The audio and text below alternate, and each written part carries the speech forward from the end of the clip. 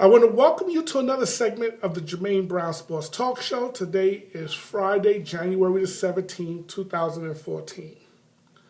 Today's show is going to be about the two championship games this weekend. One from the AFC, where you got the New England Patriots going up against the Denver Broncos. And then you got the championship game in the NFC, which is the San Francisco 49ers going up against the Seattle Seahawks. Okay? I want to start with the AFC first. In the AFC, you have the battle of the two titans when it comes to quarterbacks. Tom Brady and Peyton Manning. They're going to go down as two of the best in the era, period. Of this era, of this generation. I don't like comparing guys from different eras. I don't like this best of all time. Okay? Because it assumes, and the media is good for this, to have a talking point. When I hear them get into that talking point, that means they must not have many topics to talk about. It must be a slow day at the office. Because to compare guys from different era is ludicrous at best. I don't care what sport we're talking about. Everything changes when it comes to eras. I'll give you an example. The media loves comparing LeBron to Michael Jordan. Well, if you look at LeBron James' game, LeBron is a passer. For the most part, he makes his living passing the ball. That's what makes LeBron unique. Jordan was a scorer. LeBron is more Magic Johnson than Michael Jordan. But if you listen to the media, you would think he's comparable to Michael Jordan. And that's just not so. Not only that, here's another problem I have. It's assuming they played in the same era. And that is not the case, folks. The game is different era to era. In football, Peyton Manning, Tom Brady, being compared to guys like Joe Montana, or before him, Roger Staubach, or before him, I mean, come on. To do this best of all time. To me, I don't buy that best of all time. To me, you can be the best of your era that you played the game in, yes. That debate we can have. But best of all time, no. That's not a debate we could have. Not when the game and the rules are different from era to era. So, when you want to make the argument who's the best in this era of this generation, you could say Peyton Manning or Tom Brady. And you wouldn't be wrong either way. It's what is your preference? What are you looking for? Okay? But I look at the two, and as much as I like Peyton Manning, and I don't really like Tom Brady because he's always beating up on my Jets. So I don't like Tom Brady, but I respect the hell out of Tom Brady. But I got to give the nod to Tom Brady, and here's why. More Super Bowl titles, but more importantly, here's the biggest reason I give him the nod over Peyton Manning. Peyton Manning, for all his greatness, his biggest flaw is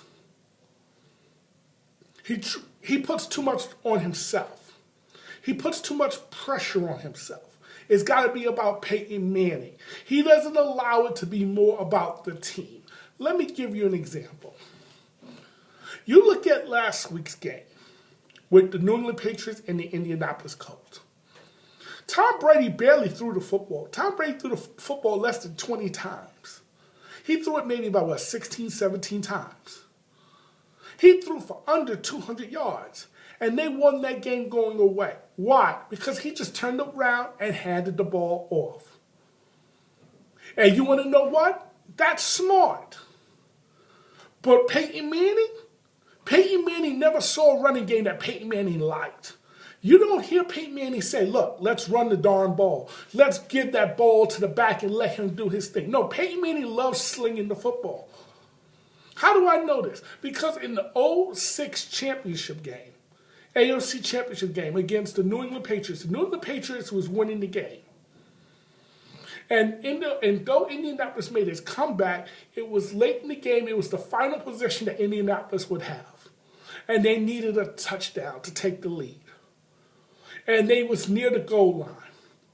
And I'll never forget the story that was told, and it is as if it happened yesterday, where it was said, when Peyton, and this came out of Peyton's own mouth, that Marvin Harrison. Now Marvin Harrison was the top receiver on the Indianapolis Colts. Marvin Harrison is a future Hall of Famer. So you know wide receivers always want the ball. They always feel like, hey, I'm always open. Give me the ball. But Marvin Harrison in the huddle said, let's run the football.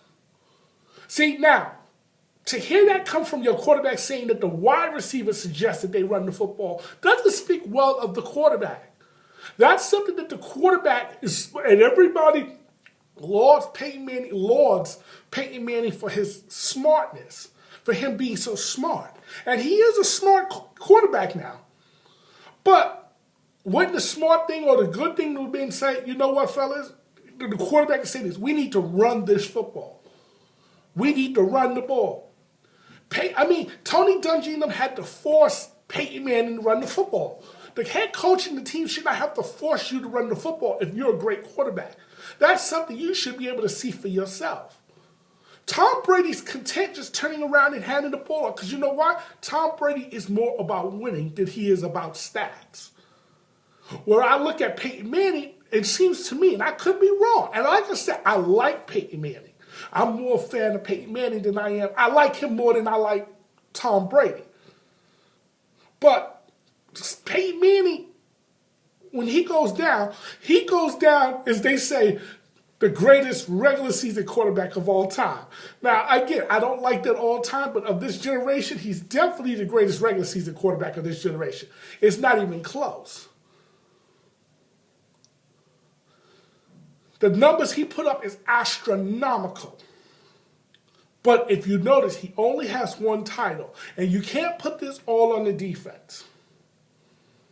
You can't say, oh, the defense wasn't good enough to win or this wasn't good. Please, we always make excuses. When sometimes we got to look at it this way. The quarterback gets all the glory when they win. So you got to take all the blame when you lose, even if it's not your fault. You're going to take and you should. That's just the way it works in the NFL. So anyway, when I look at this game coming up, here's going to be the question. Because expect New England to try to limit Denver in the passing game. I'm picking Denver to win this game because they're at home. And only because they're at home. I'm picking them to win this game. But there's going to probably come a point in this game where Denver's going to have to be able to run the ball. Because you're going up against Bill Belichick.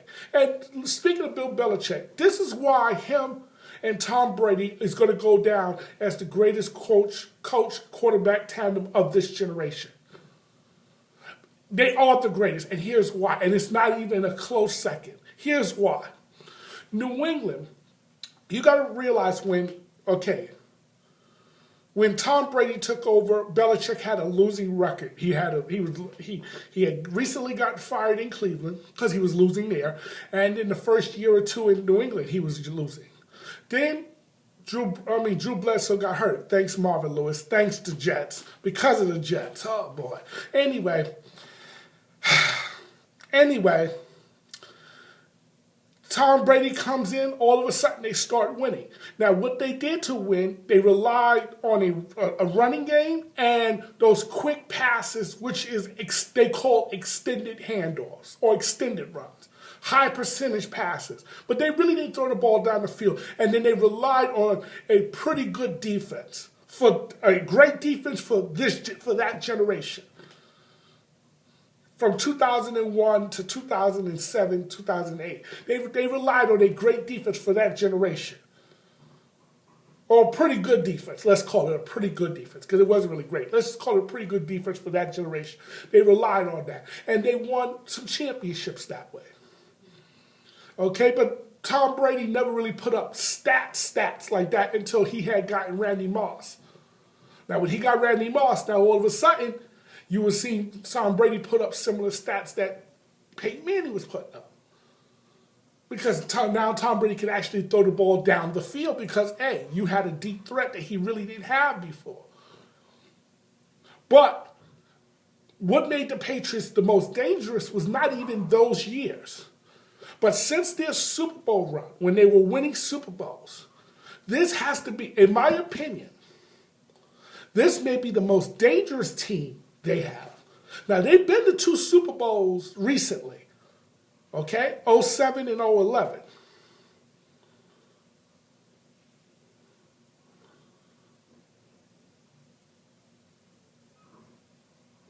Okay? They've been to some Super Bowls recently, okay? But this team may actually be more dangerous, and I'm going to explain to you why. Because you see, those teams that were in recent Super Bowls, though they were pretty good, they had some clear flaws. They really struggled running the football. And if you took what they did away from them, they struggled. Like the Giants in the when they were met up with them in the Super Bowl. What they did was they just simply took Randy Moss the deep ball away. And they had a front four that could put pressure on Tom Brady without having to blitz. So Brady couldn't get open receivers. They basically, in other words, they were sitting ducks. In 2011, when they got to the Super Bowl again against the Giants, different Giant team, but still, the same thing happened. They took away a lot of what Wes Walker and these boys did. Though he didn't have Randy Moss then, but still. They took away the weapons that New England had, and New England wasn't able to win. Okay? This team here can win. And I'm going to explain to you why. Defensively, they may not be quite as good, but they're not on the field a lot. And here's why. They run the ball more now. They're more dangerous with the running game. And because you got to now bring that extra man in to stop the run, it actually opens up the passing game for Tom Brady. And Brady is a Hall of Fame quarterback.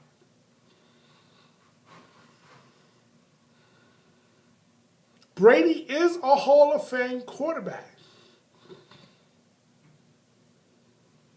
And because of this creates the dilemma. Do you try to stop Brady or do you try to stop that running game? Because if you try to stop that running game, Brady cannot hurt you with the pass. Well, if you say, let's stop Brady, what they're going to do is just pound the ball at you. With Shane Vereen and LeGarrette Blount. And they're very effective. This New England Patriots team scares me more than the Patriots teams prior to them winning Super Bowls in the past. This Patriot team actually scares me. So it wouldn't shock me if New England went in there and won on Sunday. It would not shock me. I think it's going to be a close game. It's going to be a close game, in my opinion.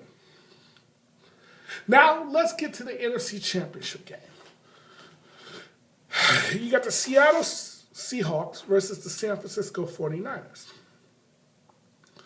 Now, this game is interesting for a number of reasons. Number one, you got the two best defenses in the league going up against each other. And it's not even close. This game is going to be more, for those who love old school football, this game is going to be a throwback to that. This game is the closest to old school football you're going to get. Knock 'em, sock 'em, blood in the mouth, or as JR from the WWE used to say. Okay? This game is going to be tougher than a $2 steak. Okay? This game is going to be brutal, physically. Now, you got two different types of quarterback here. Quarterbacks who are more multidimensional than the ones in the AFC. You got Kaepernick versus Wilson. And one of these offenses is going to have to step up to make plays if they're going to win this game. I like Seattle's defense better, but I like the 49ers offense better. And for that but San Francisco, I like San Francisco's offense better. I like Seattle's defense better. But because San Francisco's defense is just maybe a notch below that of Seattle's, in my opinion, but they're just as good, I'm going to pick San Francisco to win this game. I think they got that magic going for them, and I don't like the way Seattle's offense has performed of late. So if you could get a lead on them, you can beat them. Now, speaking of this game, here's how, if I'm San Francisco, here's what I would do. This game's going to be rough because it's going to be played in Seattle. Now, Seattle has the best home field advantage in football, bar none, and it's not even close. Not even close. They got the best home. People get intimidated going in there. The first thing the 49ers cannot do is be intimidated. And they're not going to be intimidated. But the crowd noise tends to bother them. The crowd noise this is why San Francisco struggles when they go there.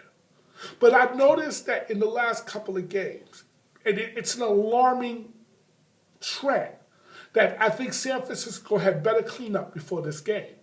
They had to burn unnecessary timeouts because they couldn't get the play call in, or there was always something where they couldn't hear it, or whatever. But they were burning unnecessary timeouts. You cannot do that this Sunday. Okay? You got to be sharp and on point. Here's what I would do if I was San Francisco, and I was thinking about it. I would use hand signals or cards. Let's go back to that national championship game, Auburn versus Florida State. Notice that all of Auburn's play calls were off of cards. They would hold up a sign, not cards, hold up signs, different signs, and those signs meant a particular type of play. If I'm San Francisco, this might be the game that I break that out. I bring out those cards or those signs or whatever. Now, here's hoping you practice this early in the season and kept practicing it weekly so this way your players know what the call is. Because it makes no sense going into the huddle and having Kaepernick looking at his play card there and him trying to scream out the play call. The crowd will not let you hear. And it's almost like Kaepernick is speaking like this. The players are sitting there like, what? Now they got a lip read. No. What I would do is I would avoid huddling when I don't have to. Let's start the game off. Let's go fast pace, no huddle. Look to the sideline and get the play in. And let the sideline call the plays. And then everybody knows what it is. That takes the crowd out of the game. Or at least minimizes their effect on that. And not only that, by doing that, it'll allow you to audible at the line. Because if you notice, too many times, it takes, by the time the team gets to the line of scrimmage, to get ready to run the play, there's about 10, 12 seconds left on the clock. Now it doesn't give you time to audible. Because once you see what the defense is doing, you're like, darn, we need to audible out of this, but we don't have the time. Now you're forced to run a bad play. Because notice, with Seattle, they make great quarterbacks. Drew Brees of the world and Tom Brady's look very human in that building. And the reason is because when they're sitting there trying to yell out the play, that's time that's being wasted. So when they get to the line, they don't have time to audible and check out of what they want to do. Notice when Seattle's offense got going last week. In that NFC division, the week before, in that NFC divisional round, is when they went no huddle. That's when Seattle's offense started to do better because why? It allowed them to get their play in and it allowed them to call their audibles at the line. That's how I would start the game if I was San Francisco. Forget huddling. Forget trying to call out the plays because you can't hear it anyway. So have the signs and let's be ready to rock and roll. And here's another thing I got to say. Joe Montana made some comments recently, maybe a day or so ago, I didn't like. And because he gave advice to Kaepernick via the media. that he gets skittish in the pocket and he looks to put the ball down and run. You need to stand in that pocket and make the throws. Yeah, it's easy to do that when you're playing with Hall of Fame wide receivers, Joe Montana. You was playing with arguably the greatest wide receiver they say of all time, right? In Jerry Rice. You was playing with a Hall of Fame wide receiver. You was playing with a pretty other good receiver in John Taylor. You had another excellent back in Roger Craig. And you had a nasty defense.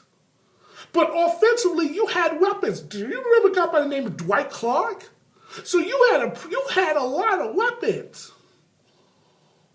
Kaepernick don't have those same weapons. The best receiver, Crabtree, great hands, but he's not a speed burner. Your second best receiver, Anquan Bolden, he's a possession receiver. Your best tight end, who may be the closest thing you have to a Hall of Fame receiver, which is Vernon Davis, he's good, but he's not a burner. And you're going up against Seattle's defense, and they're good. And here's what's more disturbing is they're big, and they stick to you like Velcro. These guys are 6'2" and bigger, and taller. And they're able to stick with these receivers because they don't have someone who can stretch the field. They don't have a burner. This is a game where Teddy Ginn would have been more useful for them because Teddy Ginn can run. So you got to give him some space. Here, what Seattle do, just get right up on your receiver and boom, boom, boom, jam them up at the line of scrimmage and make it difficult for them to get off the line. And even if they get off the line, it makes it difficult for them to run their route, which allows Seattle's front to get to your quarterback. What do you think they were able to do to Drew Brees? They took their best receiver, Jimmy Graham, and took him out the game. Matter of fact, they mentally took him out the game before the game even started because he was busy fighting with them before the game started. That came the game, they, in essence, punked him out. The man had no catches for 3.5 quarters. None. No catches for 3.5 quarters. Because why? They took him out of the game. And that's Drew Brees' go-to guy. His blanket, his safety blanket. They just took him out. What do you think they're going to try to do to the Anquan Boldens, the Vernon Davis, and these boys? They're going to try to take them out of the game, mentally, verbally, however. So what I'm trying to say is this. Kaepernick, this is not the game to listen to Joe Montana. Matter of fact, I was thinking about it today. If I was Seattle, you know what I would be saying? Joe Montana is a legend. That's why he's right. Because, he's right, because he's a legend. He knows what it takes to win Super Bowls, and that's throwing the football from the pocket. Real quarterbacks throw the football from the pocket. If I'm Seattle, I will try that gamesmanship to see if Kaepernick and the 49ers is dumb to fall for that. Because if they try to get Kaepernick to sit in that pocket in this game, they're going to lose. Because you don't have the receivers that's going to get open for Kaepernick to throw the ball to. And eventually, the longer he stays in that pocket, eventually the pressure will get there. And these guys are pretty good tacklers when they get there. Okay, there's a reason why Seattle is hosting this championship game and not on the road. Their defense is really that good. So what they're hoping for if you're Seattle is that they listen to Joe Montana. If you're Kaepernick, what you need to do, you're going to need to use this, buddy, your legs, to help open up that passing game, to bring that extra safety down. You're going to have to do that. You got to use your legs to make them honor and make it easier on your receivers, but to make them honor more of the run game, more than just Frank Gore. Because what they like to do is they're going to just simply put 8 men in the box, and then they single up those wide receivers. They're not going to double them because they feel that their cornerbacks is better than your receiver. That's how Seattle thinks. That's the way Seattle plays. And guess what? Most of the time, usually they're right. Their cornerbacks is better than your receiver. But there are plays that can be made against them. But you got to be patient. You got to be patient. You cannot be snapping the ball at the last second and guys not ready. You got to be almost on tune like a piano. Everything's got to sound good. It's got to be on tune. You got to be on point when you're dealing with Seattle. Try to take the crowd out of the game early.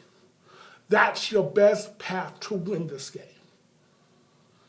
And the way you do that is by grabbing a lead. Because the one thing Seattle is not good at is coming from behind.